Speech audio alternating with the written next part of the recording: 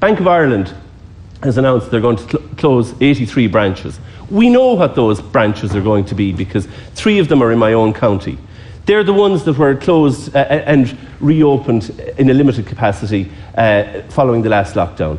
The state still has a 14% shareholding in Bank of Ireland. We bailed out Bank of Ireland, and now Bank of Ireland is bailing out on us. It's going to result in elderly people, in particular, receiving a reduced service, businesses receiving a reduced service.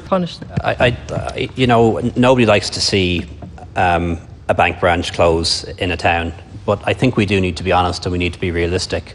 You know, the world has moved on.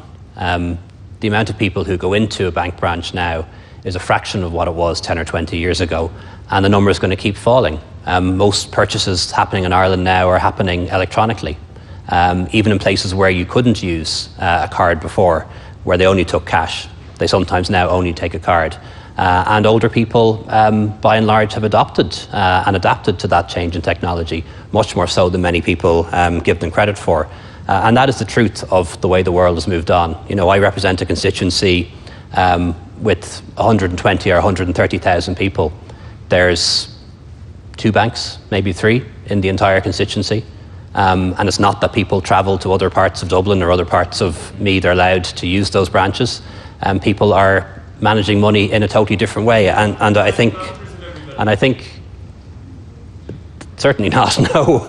With regard to the banks, Taoiseach, yes, the shareholding is one thing, but government departments have huge bank accounts. And surely, there was once a time when you were saying not another red cent.